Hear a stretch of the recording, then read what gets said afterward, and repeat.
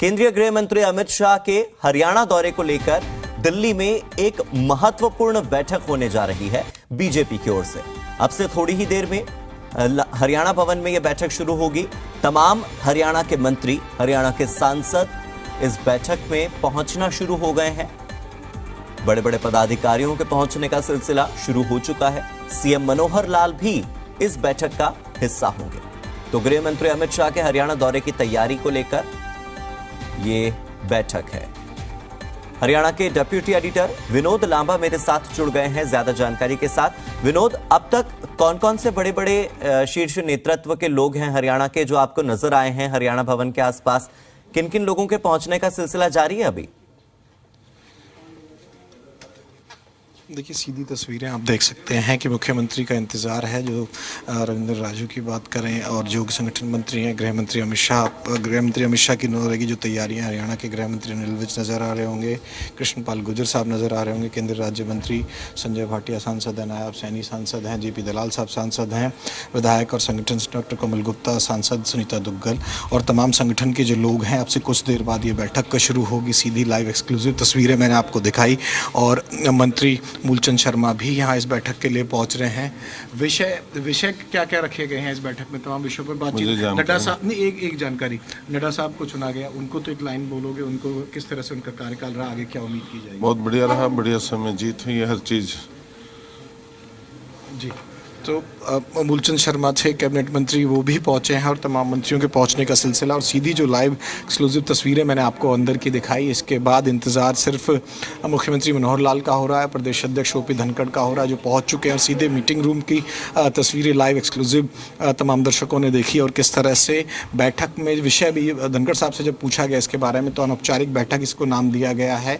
और एक तरह से जो कार्य डिस्ट्रीब्यूट होने हैं, चाहे गृह मंत्री अमित शाह का दौरा हो या फिर वाल्मीकि रविदास जयंती की जो बात हो या फिर और जो संगठन के महत्वपूर्ण मुद्दे होते हैं, क्योंकि राष्ट्रीय कार्यकारिणी की बैठक कल ही हुई है। और उसके बाद की तस्वीरों में आप देख सकते हैं कि यहाँ हरियाणा के गृह मंत्री अनिल विज मौजूद थे, केंद्रीय राज्य मंत्री कृष्णपाल गुर्जर मौजूद थे, कैबिनेट मंत्री मूलचंद शर्मा अभी पहुंचे, बहुत ज़्यादा अभी मीटिंग से पहले बात नहीं कर पा रहे थे। तस्वीरें भी आपने हार्दिक देखी होंगी। इसके अलावा जेपी दलाल, डॉक्टर कमल गुप्ता, एक और कैबिनेट मंत्री सुनीता दुग्गल सांसद, नायब सैनी, इन तरह के तमाम वरिष्ठ नेताओं के साथ हरियाणा बीजेपी ज्यादा से ज्यादा पदाधिकारी वहां पर पहुंच रहे होंगे। तस्वीरें तो एक्सक्लूसिवली आप दिखाएंगे ही। इसके अलावा मैं आपसे समझना चाह रहा था कि जो केंद्रीय गृह मंत्री अमित शाह का दौरा है वो सियासी मायनों में कितना अहम होगा, इसके राजनीतिक समीकरण हम कैसे निकाल सकते हैं?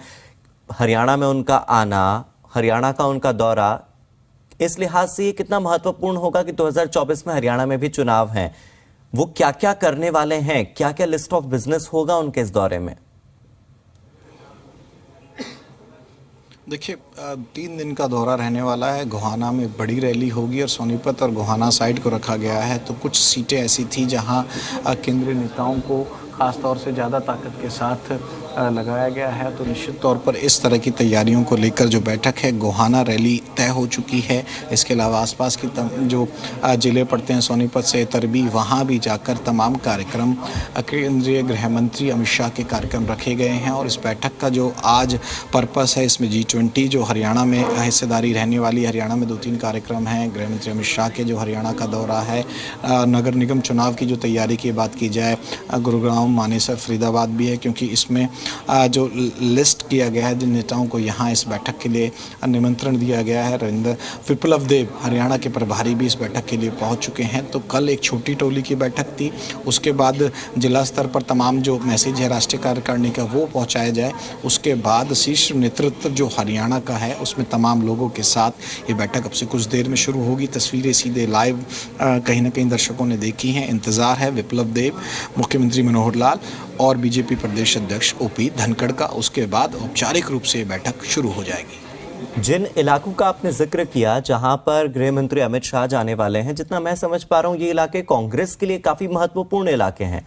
ये वो इलाके हैं जो कांग्रेस का गढ़ माने जाते हैं। ये वो इलाके हैं जहां पर राहुल गांधी की भारत जोड़ो यात्रा के बाद हो सकता है कि शायद जनता कांग्रेस की ओर और खींची चली जाए। ऐसे में गृह मंत्री अमित शाह का वहां जाना, क्या ये भारत जोड़ो यात्रा के अगेंस्ट एक रणनीति है भारतीय जनता पार्टी की? क्या ये समझा जा सकता है?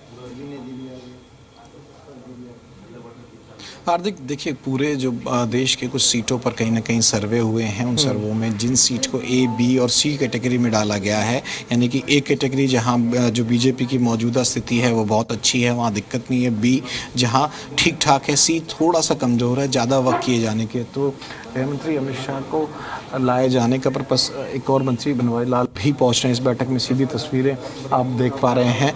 तो ये महत्वपूर्ण जो विषय है, इसमें कहीं ना कहीं जो तमाम बैठकों में ये भी तय किया जाएगा कि भारत जोड़ो यात्रा और तमाम इस तरह से डायरेक्टली उस पर कोई मीटिंग नहीं है, लेकिन जैसे मैंने कहा कि रोहतक की बात की जाए, सोनीपत की बात की जाए, सिरसा, एक जो रिपोर्ट थी सूत्रों के हवाले से उसमें ये जानकारी थी कि 3 सीट ऐसी हैं जिस पर ज़्यादा काम किए जाना है। इस सर्वे रिपोर्ट्स में कहीं ना कहीं पता है, और ये लिस्ट खाली हरियाणा के लिहाज से नहीं है, पूरे देश भर के हिसाब से। तो ये बड़े शीर्ष नेतृत्व के नेताओं की जो ड्यूटी लगी है, अलग अलग राज्यों में जाकर वहाँ कार्यक्रम करना और लोगों के बीच जाकर तमाम योजनाएं, सरकार की योजनाएं, खासतौर से केंद्र सरकार की योजनाओं को, क्योंकि अब तैयारी हरियाणा विधानसभा चुनाव की नहीं है। कल औपचारिक रूप से कहा जा चुका है कि जो लोकसभा चुनाव होने हैं 2024 के, कल कार्यकारिणी की बैठक में नड्डा साहब को दोबारा इलेक्ट होना और अगला एक्सटेंशन उनको मिलना, उसके बाद 2024 लोकसभा चुनावों की तैयारियों का बिगुल बज चुका है। उसी सिलसिले में ये मीटिंग है। अब ये देखा जाता है कि स्थानीय यूनिट यानी कि हरियाणा बीजेपी की यूनिट के हिसाब से कि शीर्ष नेतृत्व में से बड़े नेताओं का अगर कार्यक्रम लगाना है तो कौन से डिस्ट्रिक्ट में, कौन सी विधानसभा और किस जगह जाकर लगाना है, जिसका उसका एक मास पेनिट्रेशन या कहें कि उसका जो प्रभाव है ज़्यादा हो सके। हार्दिक, बिल्कुल विनोद, अगर हम दिल्ली की बात करें तो दिल्ली की जो कार्यकारिणी है उसकी बैठक 27-28 जनवरी को प्रस्तावित है।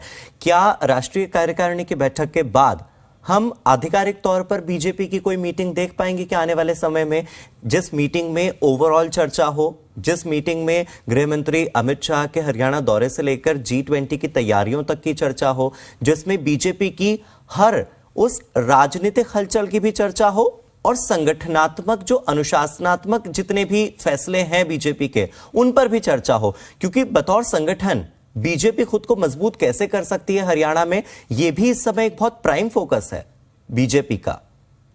भारतीय जनता पार्टी को अपना संगठन मजबूत करना होगा, यह तो इस समय की दरकार है। क्या इसे लेकर कोई बैठक हो सकती है क्या आने वाले समय में? मंत्री सांसद नहीं, पदाधिकारी, संगठन के लोग। जवाब सुनिए हार्दिक जी।